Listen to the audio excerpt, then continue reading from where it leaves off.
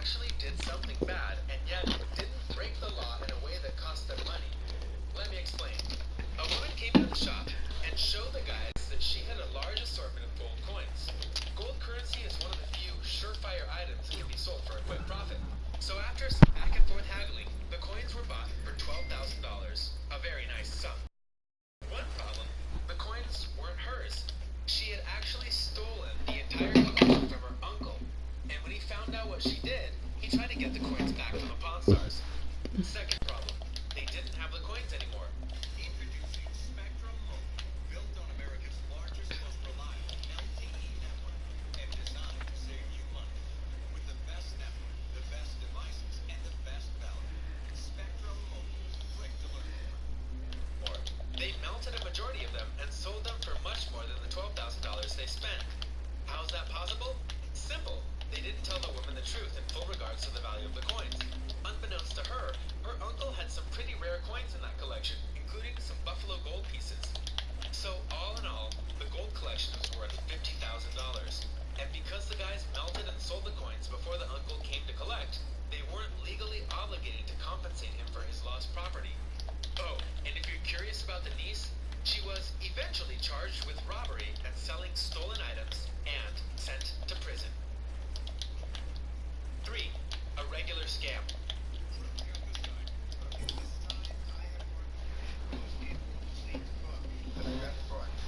In business, one of the best things you can have is a repeat customer, as that shows they trust you and they're willing to bring you good business.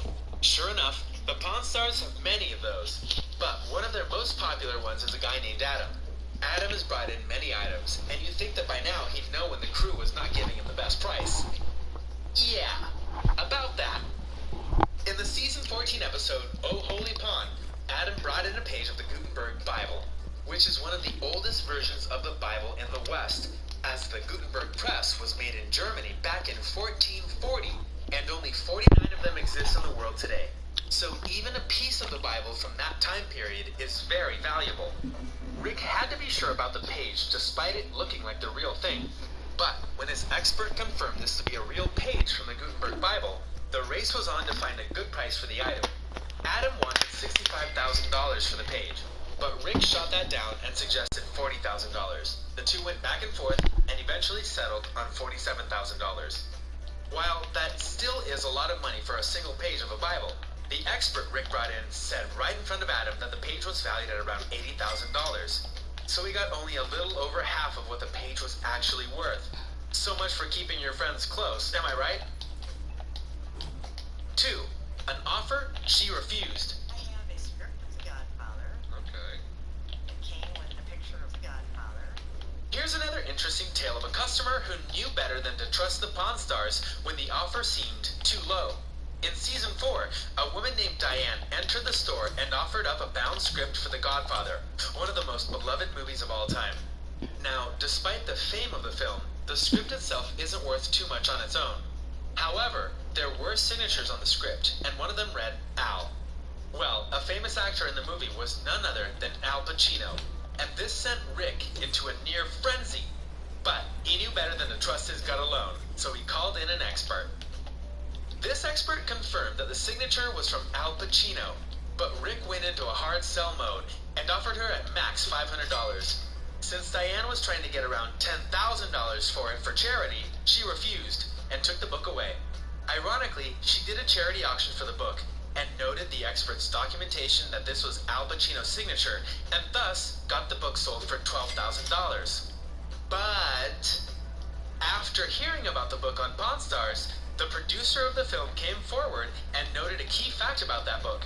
His name was Al, and it was he who signed the book. Whoops! Still, she got the money, and she didn't get scammed, so that was most definitely an offer she could refuse. 1. Starting with a bang. A cannon. What can you tell me about this thing? You'd think that the Pawn Stars would have begun their hustle game in the later parts of the show, but it's important to remember that they actually began the pawn shop years before they ever aired on History Channel, and thus their scam game was already on point. This was proven in the pilot of the series when a customer came in with an 1890 Hotchkiss 2-pound cannon. Not only was the cannon used in a historical battle, in this case, San Juan Hill, he was in great condition and was still experts, and so negotiations began. Despite the experts saying it was worth $40,000, quote, all day long, Rick got the guy to settle for $30,000. Many consider this to be the first scam on the Pawn Stars series, not just because of the $10,000 cut down in price, but also because the cannon was likely worth more than both Rick and the expert were letting on. Thanks for watching. Can you believe that the Pawn Stars got away with some of these scams? Which one do you think was their biggest one? Let me know in the comments below. Be sure to subscribe, and I'll see you next time.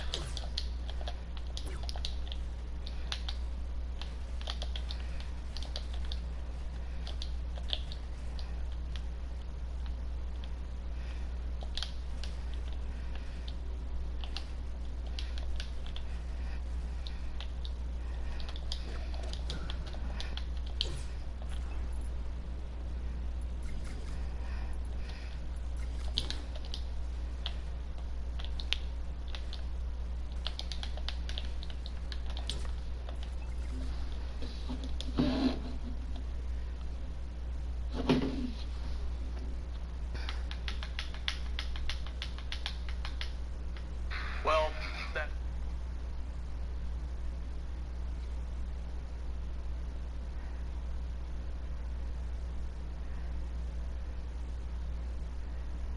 Hi, I'm Ashley. The story I want to share is about my investigation and a couple of revelations. So let's get to it.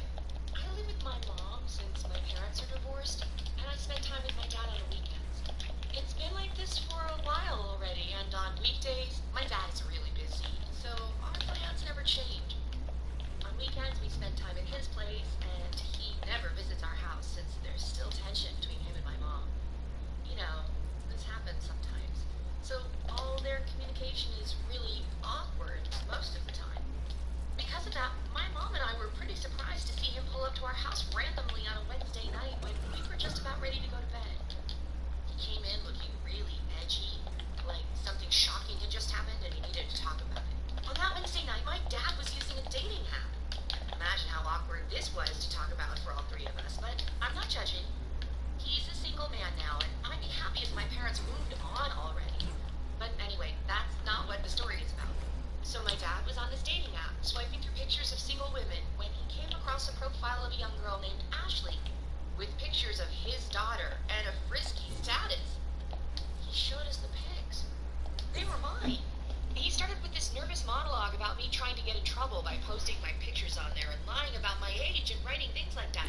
I mean, I tried to interrupt him right away, but he didn't even hear me. Then I finally managed to explain that I had never done anything like that, and that this was catfishing, plus also identity theft, which was even more shocking, to be honest. Dad would not calm down. He started telling me about the dangers of posting pictures on Instagram. And by the way, these were just plain cute pics I took when we went out with friends or when we were hiking in the summer. There was really nothing extraordinary there. When he finished, or at least paused, I looked at the pictures again, and I realized that I had never even posted most of them online, so there was no way that they were taken from my Instagram account. It took me a while to process all of this. I remember that these were the pics I sent to some of my friends, but again, that was it. Dad wanted to go straight to the police station, but I asked him to hang on and let me try to settle this on my own. I suspected that this was done by someone I knew.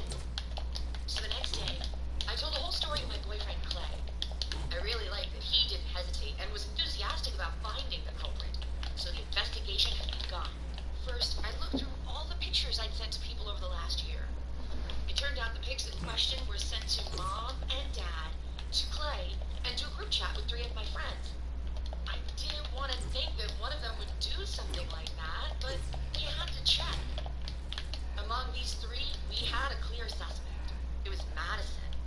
I hadn't known her as long as the others, but she was our classmate and we seemed to get along well, so the girls and I decided to add her to the group chat about a month ago. The thing that made us suspect her was the fact that she was rude, but he didn't pay much attention to her. And that's no big secret since Madison's really open and outspoken.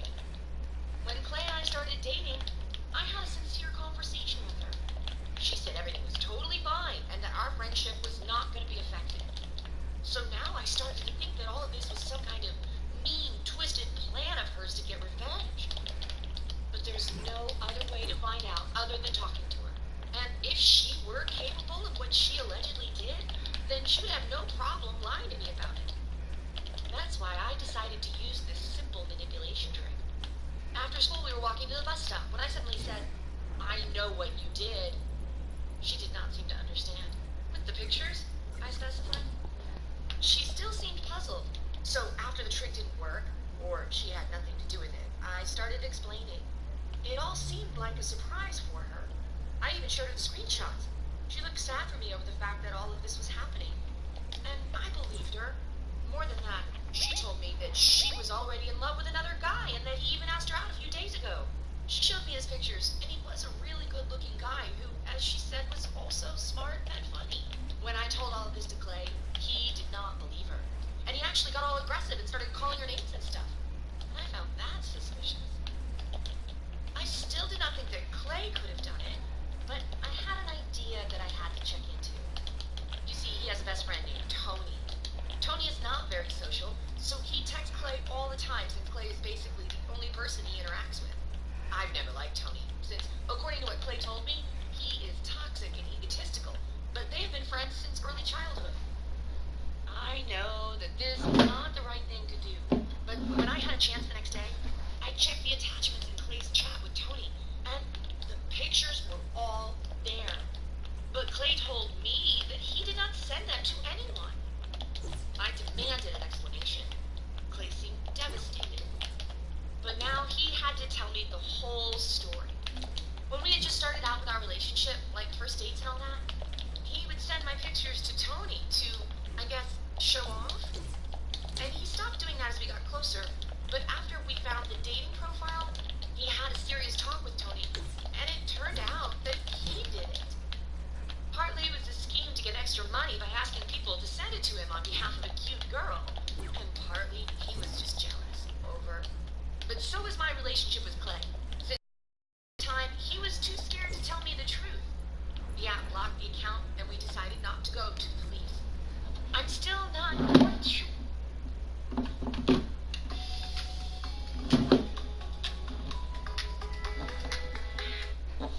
The guy who's breaking the toilet is me. Why am I doing that, you ask? Well, I'll tell you. My name is Josh. I'm 14 and I come from a small family. It's just my mother and I. Oh, I also have a dad, but he's always away. He works from dusk till dawn to make my mother and me happy. I mean, we're not a poor family. We can buy the things we need. And my mum has a housekeeping job, which means she works from home. And every summer, my parents send me to camp. And many of you are thinking I'm complaining for nothing right now. But sometimes, it feels like I don't have a dad. It's like living with Santa. When I wake up, my dad is already at his job. And when he comes home, I'm already sleeping. Every weekend, he is always busy, doing chores, going shopping, and meeting his friends to play poker at their place.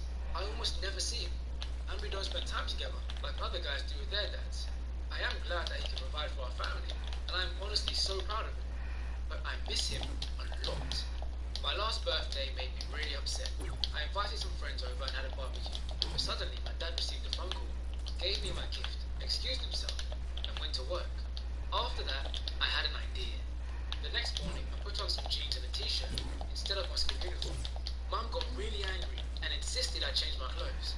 She started screaming and swearing at me. So I refused to change my clothes, refused to eat breakfast, and left my house abruptly. I knew I was upsetting my mother, but this was all only temporary anyway. It was all part of my plan. That day at school was not an ordinary day. I got my first F and a warning for being late. To make things clear, this has never happened to me before. Mr. Brown, the principal of our school, is a friend of my parents, which is why he called my mum and asked her to talk to me about my school uniform and my behaviour. When I came home, my mother was waiting for me, and she was not happy. She tried to find out what was happening with me. I just shrugged and went to my room. My mum shouted at me and said that when my dad comes home after work, he's going to talk to me, man to man. When I heard that, I was so happy. My plan had worked. But dad came home from work really late. I tried waiting up for him, but eventually I fell asleep. I woke up in the morning and realised that I needed to change my strategy. My mum was still in a struggle and wouldn't talk to me. I skipped breakfast again and left the house. But this time, I did not go to school. I knew that a pizzeria down the street was in need of a janitor. I didn't have any pocket money, so I had to earn it. I went in and I was immediately hired to work there. A week went by, and every day my mother scolded me for being absent from school, for my behavior, and my disobedience. She even tried to drive me to school in her car, but it didn't help. I'd wait for her to drive off, then go to work. I understood that she was worried and didn't want me to get in trouble, but I was totally fine. I didn't go to work or school on Monday. Instead, I stayed at home. I went to the bathroom, but not to take a shower or get ready. I just broke the toilet and shut off the faucet. I then told my mum that it was an accident and that I would fix everything on my own. Mum reminded me that Dad was a specialist at fixing things, and he would come home and fix it all. But I didn't want to wait till then, so I called up the local plumbing service. I explained the issue to the manager, who told me they would send someone over shortly. A little while later, I heard the door open. It was my dad, in his uniform, with a toolbox in his hand. He seemed very confused. I probably need to explain that my dad is a plumber. He's the only plumber working in our area, which is why he's so busy all the time. I knew that I could spend time with my dad if I called him to fix the bathroom in our home. His services are not cheap, so that's why I had to get a job. I told my parents about everything and said that I had earned the money to pay for Dad's work. My parents' anger was immediately replaced by a smile. They understood and appreciated my actions. Of course, they didn't like my methods, but I promised that I would not behave this way any longer. And most importantly, I got what I wanted. Dad called up work and took the day off. We spent the whole day together. We went to a baseball game, watched a movie in the theater, shot at the shooting range, and in the evening, I even took him to get a pizza at my workplace. Dad talked to the pizzeria manager and came to an agreement that I would only work on the weekends, so I would not miss school. Since then, my parents have understood how important it is for them to not only work, but also spend time with me. Every other week we have a family day. The basic rules are no fighting, have fun, and spend time together. No matter whether it's in a cafe, watching a baseball game, or just playing games at home. If your parents work a lot and take care of you, but you still feel lonely, click the like button on this video and share your story in the comments. If you're selling your home, check out Upnest, a free service that lets you find a great agent and save big. I read about it online. Thought, why not? Nothing to lose. Within 48 hours, I was comparing 4 customized agent proposals with services and fees side by side. I thought about selling my home myself to save on agent fees, but then I read about Upnest. I got similar savings and the price I wanted, hassle-free. I wasn't sure if the quotes I received from other agents were good, or if they were reputable. My neighbor told me they saved thousands with Upnest, where top quality agents will lower their fees. So I gave Upnest a try. I read agent proposals at my own pace, without pressure or unwanted calls. I got a 15% commission discount and cut hassles by 100%. I was looking for the best deal without sacrificing quality.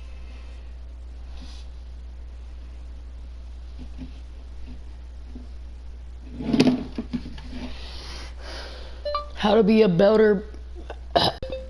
How to get better at building.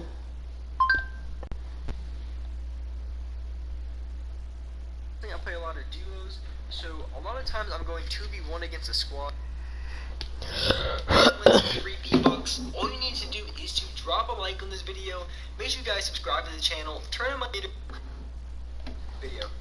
Alright, so like I said, I'm going to be running through, I would say, my top 4 or top 5 building techniques. And I would say these building techniques are a must-have that every single player needs to have down if they want to become a really good builder in Season 7 and just overall be a dominant player. And I really don't think there's any way around these building techniques. I think everyone should be able to learn these, and everyone should be able to get really good at them if they want to become really good at this game. And so the first one that we have, of course, is the double 90, and this was something that got really, really popular, I would say, early last season, or maybe kind of mid last season, and this is something that's really, really popular. And the reason it got so popular is trying every which way to try to figure out how to get high ground, just try to figure out how to build faster.